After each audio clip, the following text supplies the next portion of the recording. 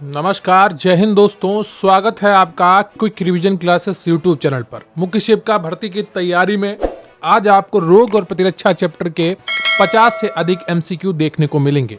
ये सभी प्रश्न आपकी परीक्षा की दृष्टि से इम्पोर्टेंट हो सकते हैं और आपकी परीक्षा में आने की काबिलियत रखते हैं।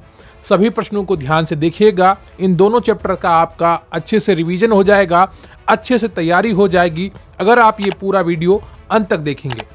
तो प्लीज़ वीडियो को लाइक कर लीजिएगा। चैनल पर नया है तो चैनल को सब्सक्राइब कर लीजिएगा, क्योंकि प्रश्न यहीं से आएगा।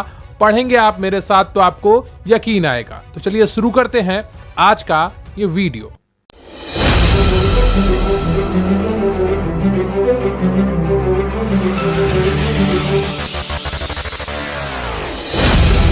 आज का आपका पहला प्रश्न है, विश्व स्वास्थ्य संगठन के अनुसार वर्तमान समय सर्वाधिक संख्या में लोगों को प्राण लेने वाला रोग कौन सा है। विश्व स्वास्थ्य संगठन यानी कि WHO के अनुसार वर्तमान समय में सर्वाधिक संख्या में लोगों की प्राण लेने वाला रोग कौन सा है। ए मलेरिया, बी यक्ष्मा यानी कि टीबी, सी एड्स, डी एबोला। बताइएगा इनमें से कौन सा ऑप्शन आपका सही हो जाएगा। विश्व स्वास्थ्य संगठन के अनुसार वर्तमान समय में सर्वाधिक संख्या में लोगों का प्राण लेने वाला रोग कौन सा है, तो इसका सही उत्तर हो जाएगा बी यक्ष्मा। क्लियर आपको। अगला प्रश्न है आपका, डीपीटी वैक्सीन का प्रयोग किन बीमारियों के बचाव के लिए किया जाता है। ए ऑप्शन है पोलियो, डिप्थीरिया, तपेदिक, बी ऑप्शन है तपेदिक, टाइफाइड, पोलियो, और सी ऑप्शन है आपका डिप्थीरिया, काली खांसी, टिटनेस, और डी ऑप्शन है आपका टिटनेस, तपेदिक, पोलियो।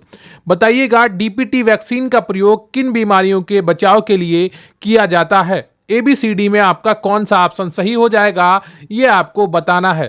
जल्दी से बताइए ABCD में आपका कौन सा ऑप्शन सही हो जाएगा। तो दूसरे का जो सही उत्तर है वो कौन सा होगा, वो हो जाएगा सी डिप्थीरिया, काली खांसी, टिटनेस। क्लियर आपको। ये दोनों उत्तर बिल्कुल सही है। डीपीटी वैक्सीन का प्रयोग किन बीमारियों में किया जाता है, डिप्थीरिया, काली खांसी और टिटनेस नामक बीमारियों में किया जाता है। अगला प्रश्न है आपका, इबोला है एक। इबोला क्या है ये आपको पहचानना है। प्राण घातक विषाणु है, आतंकवादी संगठन है, एड्स परीक्षण है, या इनमें से कोई नहीं है। बताइएगा इबोला एक है, क्या है, प्राण घातक विषाणु है, आतंकवादी संगठन है, एड्स परीक्षण है, या इनमें से कोई नहीं। तीसरे का आपका कौन सा ऑप्शन सही हो जाएगा ये आपको बताना है। तो तीसरे का आपका ए ऑप्शन सही है, प्राण घातक विषाणु। क्लियर आपको। अगला प्रश्न है आपका, क्षय रोग टीबी के परीक्षण हेतु विशिष्ट परीक्षण है। कान का परीक्षण, रावर्ट का परीक्षण, बीडाल का परीक्षण, या मैटॉक्स परीक्षण। बताइएगा क्षय रोग यानी कि टीबी के परीक्षण हेतु विशिष्ट परीक्षण क्या है। प्रश्न नंबर 4 का कौन सा ऑप्शन आपका सही हो जाएगा, तो इसका डी ऑप्शन आपका सही है, मैटॉक्स का परीक्षण। अगला प्रश्न है आपका, ऑडियोमेट्री टेस्ट के परीक्षण हेतु विशिष्ट परीक्षण है। कान का परीक्षण, रावर्ट का परीक्षण, बिडाल का परीक्षण, या मैटॉक्स का परीक्षण। बताइएगा ऑडियोमेट्री टेस्ट के परीक्षण हेतु विशिष्ट परीक्षण क्या है। तो पांचवें का आपका कौन सा ऑप्शन सही हो जाएगा, ए कान का परीक्षण। क्लियर आपको। अगला प्रश्न है आपका, बीसीजी वैक्सीन का इस्तेमाल किसके रोकथाम के लिए किया जाता है। बताइएगा बीसीजी वैक्सीन का इस्तेमाल किसके रोकथाम के लिए किया जाता है। ए टाइफाइड, बी क्षय रोग, सी छोटी चेचक, और डी है आपका प्लेग। बताइएगा बीसीजी वैक्सीन का इस्तेमाल किसकी रोकथाम के लिए किया जाता है। छठे का आपका कौन सा ऑप्शन सही हो जाएगा ये आपको बताना है। तो इसका सही उत्तर है आपका बी क्षय रोग। क्लियर आपको। बी क्षय रोग बिल्कुल सही उत्तर है। अगला प्रश्न है आपका, विश्व पोलियो दिवस कब मनाया जाता है। ए ऑप्शन है 31 मई को, बी ऑप्शन है 1 दिसंबर को, सी ऑप्शन है आपका 24 अक्टूबर को, और डी ऑप्शन है आपका 4 फरवरी को। बताइएगा विश्व पोलियो दिवस कब मनाया जाता है। ABCD में आपका कौन सा ऑप्शन सही हो जाएगा, सातवें का। तो उसका सही उत्तर है आपका सी ऑप्शन 24 अक्टूबर। क्लियर आपको। प्लीज वीडियो को लाइक कर लीजिएगा, चैनल पर नए हैं तो चैनल को सब्सक्राइब कर लीजिएगा। अगला प्रश्न है आपका, AIDS यानी कि एड्स निम्न में से किस रोग के नाम का संक्षिप्त रूप है। बताइएगा एड्स निम्न में से किस रोग नाम का संक्षिप्त रूप है। ए ऑप्शन है anticipated immune deficiency syndrome, B option है एक्वायर्ड इम्यूनो डिफिशियंसी सिंड्रोम, और सी ऑप्शन है आपका एक्वायर्ड इम्यूनो डिफॉर्मिटी सिंड्रोम, या डी ऑप्शन है आपका एबनॉर्मल इम्यून डिफिशियंसी सिंड्रोम। बताइएगा एड्स निम्न में से किस रोग का संक्षिप्त नाम है? तो ये आपको बताना है 8वीं का उत्तर। तो 8वीं का कौन सा ऑप्शन आपका सही हो जाएगा? B, acquired immuno deficiency syndrome. B option आपका बिल्कुल सही है। क्लियर आपको? अगला प्रश्न है आपका, डेंगू बुखार मानव शरीर में निम्नलिखित में से किसकी कमी से हो जाता है? ए, शर्करा की कमी से, बी, प्लेटलेट्स की कमी से, सी, जल की कमी से, डी, हीमोग्लोबिन की कमी से। बताइएगा, डेंगू बुखार मानव शरीर में निम्नलिखित में से किसकी कमी से हो जाता है? ए, शर्करा की, बी, प्लेटलेट्स की, सी, जल की, डी, हीमोग्लोबिन की। बताइएगा 9 का कौन सा ऑप्शन आपका सही हो जाएगा? डेंगू बुखार मानव शरीर में निम्नलिखित में से किसकी कमी से हो जाता है? तो 9 का सही उत्तर हो जाएगा आपका बी, प्लेटलेट्स की। क्लियर आपको? बी ऑप्शन सही है आपका, प्लेटलेट्स की। अगला प्रश्न है आपका, पेशाब जांच के परीक्षण हेतु विशिष्ट परीक्षण है? कान का परीक्षण, रावाट का परीक्षण, बिडाल का परीक्षण या मैटॉक्स का परीक्षण? बताइएगा, पेशाब जांच के लिए विशिष्ट परीक्षण हेतु विशिष्ट परीक्षण है। तो 9 का कौन सा ऑप्शन आपका सही हो जाएगा? 9 का आपका बी ऑप्शन सही है, रावाट का परीक्षण। क्लियर आपको? अगला प्रश्न है आपका, औषधि वितरण में काम आने वाली खाली संपुट बने होते हैं श्लेष के, मांडी के, अंड श्वेतक के या गोंद के? बताइएगा, औषधि वितरण में काम आने वाली खाली संपुट बने होते हैं, किसके बने होते हैं ये आपको बताना है। तो इसका सही उत्तर है आपका बी, मांडी के। क्लियर आपको? अगला प्रश्न है आपका, शरीर के अंदर लोहे की कमी से कौन सी बीमारी हो जाती है? अधीर रक्तस्राव, स्कर्वी, रक्त क्षीणता या रिकेट? बताइएगा, शरीर के अंदर लोहे की कमी से कौन सी बीमारी हो जाती है? 11वीं का कौन सा ऑप्शन आपका सही हो जाएगा ये आपको बताना है। तो 11वीं का सही उत्तर क्या हो जाएगा? सी ऑप्शन, रक्त क्षीणता शरीर के अंदर लोहे की कमी से होने वाली बीमारी है। क्लियर आपको? अगला प्रश्न है आपका, बीटा ब्लॉकर एक औषधि है जिसे बचाने हेतु, किसको बचाने के हेतु बीटा ब्लॉकर एक औषधि है? चिरकालिक मधुमेह से, बी, प्रोस्टेट ग्रंथि के बढ़ने से, सी, हृदयघात से या डी, इनमें से कोई नहीं? बताइएगा, 12वीं का कौन सा ऑप्शन आपका सही हो जाएगा? तो 12वीं का सही उत्तर है आपका सी, हृदयाघात से। क्लियर आपको? अगला प्रश्न है आपका, किस तत्व की कमी से घेंगा रोग हो जाता है? बहुत ही आसान उत्तर होगा अगर आपने थोड़ा बहुत भी ध्यान से पढ़ा है। Iodine, calcium, phosphorus, nitrogen. 13वीं का कौन सा ऑप्शन आपका सही हो जाएगा? किस तत्व की कमी से घेंगा रोग हो जाता है? तो 13वीं का सही उत्तर है आपका ए, आयोडीन। क्लियर आपको? अगला प्रश्न है आपका, निद्रा नामक बीमारी का वाहक कौन सा जीव होता है? बताइएगा, निद्रा नामक बीमारी का वाहक कौन सा जीव होता है? मादा मच्छर, सीसी मच्छर, चूहा, नर मच्छर? बताइएगा, सीसी मक्खी होगा यहाँ पर। निद्रा नामक बीमारी का वाहक कौन सा जीव होता है? इसमें बहुत ही ज्यादा नींद आने लगती है, तो इसका सही उत्तर है आपका बी, सीसी मक्खी। क्लियर आपको? अगला प्रश्न है आपका, BMW परीक्षण द्वारा किस रोग की पहचान की जाती है? ए, ऑस्टियोमलेशिया, बी, ऑस्टियोपोरोसिस, सी, एक्लेम्पसिया या डी, उपयुक्त सभी? बताइएगा, BMW परीक्षण द्वारा किस रोग की पहचान की जाती है? तो 15वें का जो सही उत्तर है आपका वो हो जाएगा बी ऑप्शन, ऑस्टियोपोरोसिस। क्लियर आपको? BMW परीक्षण के द्वारा इस रोग की पहचान की जाती है। अगला प्रश्न है आपका, थायरोक्सिन हार्मोन्स का महत्वपूर्ण घटक है? नाइट्रोजन, कैल्शियम, आयोडीन या फास्फोरस? बताइएगा, थायरोक्सिन हार्मोन्स का महत्वपूर्ण घटक है। तो 16वें का जो सही उत्तर है आपका वो हो जाएगा सी, आयोडीन। क्लियर आपको? अगला प्रश्न है आपका, आयोडीन का स्रोत है? ए, दूध, बी, समुद्री भोजन, सी, आ व बी दोनों, डी, कोई नहीं? बताइएगा, आयोडीन का स्रोत है। 17वीं का कौन सा ऑप्शन आपका सही हो जाएगा? तो दूध में भी थोड़ा बहुत पाया जाता है और समुद्री भोजन में भी पाया जाता है, तो आपका सी ऑप्शन सही हो जाएगा, आ और बा दोनों। अगला प्रश्न है आपका, MRI द्वारा शरीर का परीक्षण किस प्रकार किया जाता है? शरीर के भीतरी अंगों का विस्तृत तस्वीर ली जाती है, शरीर के बाहरी अंगों की विस्तृत तस्वीर ली जाती है, या सी, ए, बी दोनों या डी, उपयुक्त में से कोई नहीं? बताइएगा, MRI द्वारा शरीर का परीक्षण किस प्रकार किया जाता है? 18वीं का कौन सा ऑप्शन आपका सही हो जाएगा? तो इसका सही उत्तर है आपका ए ऑप्शन, शरीर के भीतरी अंगों की विस्तृत तस्वीर ली जाती है। अगला प्रश्न है आपका, रक्तचाप को कम करके हृदय स्पंदन की दर को कम करने के लिए किस औषधि का प्रयोग किया जाता है? ए, इंसुलिन, बी, बीटा ब्लॉकर, सी, कुनैन, डी इनमें से कोई नहीं। बताइएगा रक्तचाप को कम करके हृदय स्पंदन की दर को कम करने के लिए किस औषधि का प्रयोग किया जाता है? तो 19 का जो सही ऑप्शन है आपका वो बी है, बीटा ब्लॉकर। इससे जुड़ा हुआ एक प्रश्न अभी आप ऊपर कर भी चुके हैं। और प्लीज वीडियो को लाइक कर लीजिएगा, चैनल पर नए हैं तो चैनल को सब्सक्राइब कर लीजिएगा। ईईजी यानी कि इलेक्ट्रोएंसेफेलोग्राफी द्वारा किन किन बीमारियों का पता लगाया जाता है? ए मिर्गी, बी दूसरे नंबर पर है मस्तिष्क टीबी, तीसरे नंबर पर है टीबी, चौथे पर है मस्तिष्क कैंसर। तो इनमें से कौन सा ऑप्शन आपका सही होगा ये आपको बताना है। ए ऑप्शन में दिया गया है 1 2 3, बी ऑप्शन में दिया गया है 2 3 4, सी ऑप्शन में दिया गया है 1 3 4 और डी ऑप्शन में दिया गया है आपका 1 2 4। तो बताइएगा इनमें से कौन सा ऑप्शन आपका सही हो जाएगा? ये सही हो जाएगा डी ऑप्शन, 1 2 और 4। क्लियर आपको?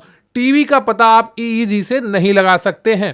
क्लियर आपको? अगला प्रश्न है आपका, ईईजी का प्रयोग किस वैज्ञानिक ने किया था? एडवर्ड जेनर ने, वर्जर ने, डॉक्टर हर्षवर्धन ने या वेलवर्ग ने? बताइएगा ईईजी का प्रयोग किस वैज्ञानिक ने किया था? तो इसका सही उत्तर हो जाएगा आपका बी ऑप्शन, वर्जर ने। अगला प्रश्न है आपका, साइटोक्रोम एंजाइम का महत्वपूर्ण घटक है? आयरन है, खनिज है, विटामिन है या उपयुक्त सभी? बताइएगा साइटोक्रोम एंजाइम का महत्वपूर्ण घटक है? आयरन, खनिज, विटामिन, उपयुक्त सभी। तो 22 का जो सही उत्तर है आपका वो ए है, आयरन। क्लियर आपको? ए ऑप्शन आपका बिल्कुल सही हो जाएगा। साइटोक्रोम एंजाइम का महत्वपूर्ण घटक है आयरन। अगला प्रश्न है आपका, एंटीबॉडीज निम्नलिखित में से किसमें बनते हैं? लिम्फोसाइट्स में, डीएनए में, डब्ल्यूबीसी में, आरएनए में? बताइएगा एंटीबॉडीज निम्नलिखित में से किसमें बनते हैं? तो 23 का जो सही उत्तर है आपका वो ए हो जाएगा, लिम्फोसाइट्स में। क्लियर आपको? अगला प्रश्न है आपका, भारतीय सार्वभौम प्रतिरक्षण कार्यक्रम के अनुसार एक नवजात शिशु को दिया जाने वाला पहला टीका होता है? डीपीटी का, टाइफाइड का, टिटनेस का, बीसीजी का? बताइएगा इनमें से कौन सा ऑप्शन आपका सही हो जाएगा? भारतीय सार्वभौम प्रतिरक्षण कार्यक्रम के अनुसार एक नवजात शिशु को दिया जाने वाला पहला टीका होता है। तो 24 का जो सही उत्तर है वो कौन सा हो जाएगा? वो हो जाएगा डी, बीसीजी का। क्लियर आपको? अगला प्रश्न है आपका, बच्चों में प्रोटीन की न्यूनता के कारण कौन सा रोग होता है? Beri, marasmus, rickets, pellagra? बताइएगा बच्चों में प्रोटीन की न्यूनता के कारण कौन सा रोग होता है? तो 25 का कौन सा ऑप्शन आपका सही हो जाएगा? 25 का बी ऑप्शन सही हो जाएगा, मैरास्मस। क्लियर आपको? अगला प्रश्न है आपका, निम्नलिखित में से कौन गलत है? तो एक तरफ दिवस दिए गए हैं और दूसरी तरफ तारीखें दी गई हैं, तो कौन सा गलत है ये आपको बताना है। विश्व एड्स दिवस क्या 1 दिसंबर को मनाया जाता है? विश्व पोलियो दिवस क्या 24 अक्टूबर को मनाया जाता है? या सी विश्व कैंसर दिवस 4 फरवरी को मनाया जाता है? या डी विश्व तंबाकू निषेध दिवस 30 मई को? इनमें से कौन सा गलत है ये आपको बताना है। तो इसका सही उत्तर हो जाएगा आपका डी ऑप्शन, विश्व तंबाकू दिवस निषेध दिवस 30 मई को नहीं मनाया जाता है। अगला प्रश्न है आपका, निम्नलिखित में से किस सेट में सारी विषाणु जनित बीमारियां हैं? बताइएगा निम्नलिखित में से किस सेट में सारी विषाणु जनित बीमारियां हैं? ए मम्स, रेबीज, हर्पीज, बी छोटी माता, कैंसर, तपेदिक, सी तपेदिक, हर्पीज, रेबीज या डी कैंसर, तपेदिक, पोलियो, माइलाइटिस? बताइएगा निम्नलिखित में से किस सेट में सारी विषाणु जनित बीमारियां हैं? तो 27 का जो सही उत्तर है आपका वो ए हो जाएगा, मम्स, रेबीज, हर्पीज। क्लियर आपको? अगला प्रश्न है आपका, प्रतिरक्षा तंत्र से क्या तात्पर्य है? बताइएगा प्रतिरक्षा तंत्र से क्या तात्पर्य है? ए शरीर में रोग प्रतिरोधक क्षमता को बढ़ाना, बी रक्त परिचरण को शुद्धतम रखना, सी शरीर में ऊर्जा का संचय करना या डी शरीर को मजबूत बनाना? प्रतिरक्षा तंत्र से क्या तात्पर्य है? तो 28 का जो सही उत्तर है आपका वो ए हो जाएगा, शरीर में रोग प्रतिरोधक क्षमता को बढ़ाना। अगला प्रश्न है आपका, हेपेटाइटिस रोग से मनुष्य के शरीर का सीधा प्रभावित होने वाला अंग है? हृदय, मस्तिष्क, यकृत या लीवर या फेफड़ा? बताइएगा हेपेटाइटिस रोग से मनुष्य के शरीर का सीधा प्रभावित होने वाला अंग है कौन सा अंग है ये आपको बताना है। हेपेटाइटिस रोग से मनुष्य के शरीर का सीधा प्रभावित होने वाला अंग कौन सा है ये आपको बताना है। हृदय है, मस्तिष्क है, यकृत या लीवर है या फेफड़ा है। तो उसका सही उत्तर हो जाएगा 29 का आपका सी, यकृत यानी कि लीवर। हेपेटाइटिस रोग से मनुष्य के शरीर का सीधा प्रभावित होने वाला अंग है। अगला प्रश्न है आपका, प्रतिरक्षा का कोशिकावाद सिद्धांत के प्रतिपादक निम्नलिखित में से कौन है? ए एंटोनियो वान ल्यूवेनहॉक, या बी थियोडोर स्वान, या सी मेंशिनकॉफ, या डी रॉबर्ट हुक। बताइएगा प्रतिरक्षा का कोशिकावाद सिद्धांत के प्रतिपादक निम्नलिखित में से कौन है? 30 का आपका कौन सा ऑप्शन सही हो जाएगा? तो 30 का आपका सही ऑप्शन है सी, मेंशिनकॉफ। क्लियर आपको? लगातार जुड़े रहें, गंभीरता के साथ एक एक प्रश्न को देखते रहें। जितने भी प्रश्न आपके गलत हों उनको नोट डाउन करिए और उनका रिवीजन करिए। यही तरीका है अपनी तैयारी को अच्छा करने का, अच्छा बनाने का। लगातार निरंतर स्वयं पर फोकस बनाए रखिए, निश्चित रूप से आपको सफलता मिलेगी, क्योंकि आप परिश्रम कर रहे हैं और परिश्रम का फल सदैव मिलता है। क्लियर है आपको? तो नोट डाउन करते रहिए जो भी प्रश्न आपका गलत हो, और वीडियो अंत तक देखिएगा, बीच में छोड़कर भागने की हिम्मत मत करिए। अगर आपने हिम्मत की तो फिर आप परीक्षा हाल में भी छोड़कर भाग रहे होंगे प्रश्न पत्र को, तब आपकी नौकरी आपको छोड़कर भागेगी। इसलिए एक एक प्रश्न को ध्यान से देखते रहिए और वीडियो अंत तक देखिएगा। अगला प्रश्न है आपका, गर्भावस्था के दौरान मां और नवजात शिशु को बचाव हेतु कौन सा रोग प्रतिरोधक टीका दिया जाता है? ए टिटनेस का, बी पोलियो का, सी हेपेटाइटिस का, डी बीसीजी का। बताइएगा गर्भावस्था के दौरान मां और नवजात शिशु को बचाव हेतु कौन सा रोग प्रतिरोधक टीका दिया जाता है? तो 31 का सही है ए ऑप्शन, टिटनेस। क्लियर है आपको? अगला प्रश्न है आपका, इम्यूनोलॉजी प्रतिरक्षा विज्ञान के जनक कौन है? एडवर्ड जेनर है, लैंड स्टीनर है, रॉबर्ट कोच है, या लुई पाश्चर है? बताइएगा इम्यूनोलॉजी यानी कि प्रतिरक्षा विज्ञान के जनक कौन है? तो 32 का सही उत्तर है आपका A option, Edward Jenner. Clear आपको? अगला प्रश्न है आपका, विश्व से चेचक का उन्मूलन घोषित किया गया 2008 में, 1975 में, 1980 में, या 1996 में? विश्व से चेचक का उन्मूलन घोषित किया गया। 33 का सही उत्तर है आपका सी ऑप्शन, 1980 में। अगला प्रश्न है आपका, निम्न में से कौन सी जोड़ी गलत है? क्या रेबीज कुत्ता से होता है, क्या प्लग चूहा से होता है, क्या पोलियो बंदर से होता है, क्या टेप वर्म सुअर से होता है? बताइएगा निम्न में से कौन सी जोड़ी गलत है, ये आपको बताना है। और प्लीज वीडियो को लाइक कर लीजिएगा, चैनल पर नए हैं तो चैनल को सब्सक्राइब कर लीजिएगा। तो इसका सही उत्तर क्या हो जाएगा ये आपको बताना है। निम्न में से कौन सी जोड़ी गलत है? 34। तो 34 का जो सही उत्तर है आपका वो हो जाएगा सी, पोलियो बंदर से नहीं होता है।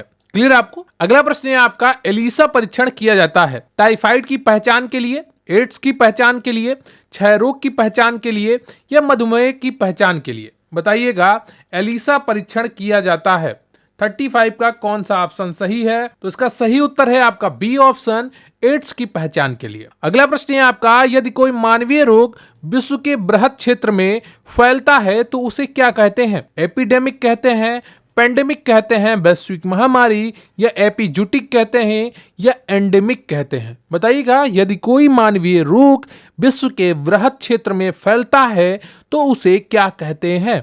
36 का कौन सा ऑप्शन आपका सही हो जाएगा ये आपको बताना है। तो इसका सही उत्तर है आपका बी ऑप्शन, पेंडेमिक। क्लियर आपको? अगला प्रश्न है आपका, टिटनेस टीका की खोज किस वैज्ञानिक ने की थी?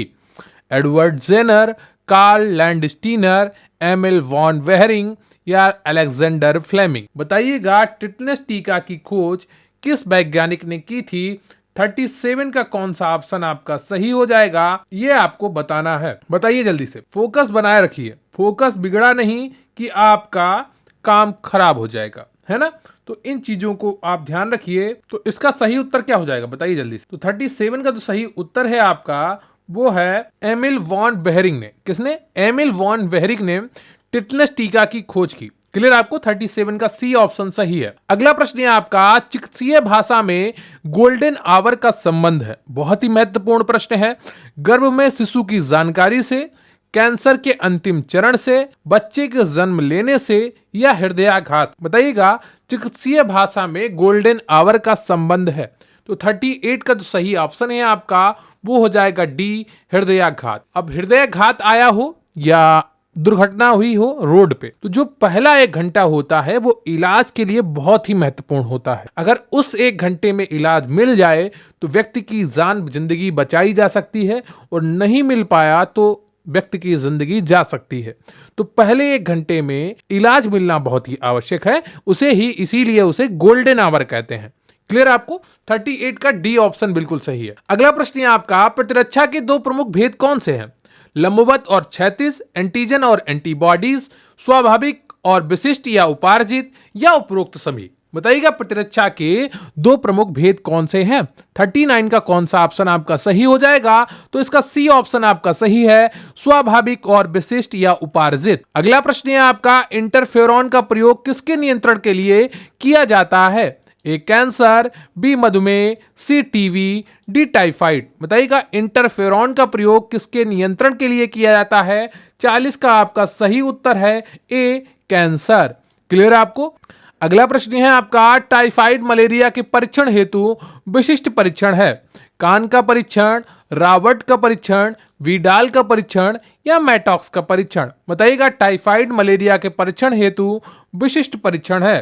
तो 41 का जो सही ऑप्शन है आपका वो है सी, विडाल का परीक्षण। अगला प्रश्न है आपका, एड्स विषाणु के लिए सबसे ज्यादा आजमाई गई दवा है? नोनाक्सोल 9, वीराजोल, या जीडोबुडिन, या माइकोनाजोल। बताइएगा इनमें से कौन सा ऑप्शन आपका सही है? एड्स विषाणु के लिए सबसे ज्यादा आजमाई गई दवा है। तो 42 का जो सही उत्तर है आपका वो सही हो जाएगा सी, जीडोबुडिन या एजिडोथाइमोडिन। क्लियर आपको? अगला प्रश्न है आपका, बीसीजी का टीका किस रोग को ठीक करने बचने के लिए दिया जाता है? एड्स, हैजा, टिटनेस, तपेदिक। बताइएगा बीसीजी का टीका किस रोग को ठीक करने या बचने के लिए दिया जाता है? 43 का सही उत्तर है आपका डी, तपेदिक के लिए।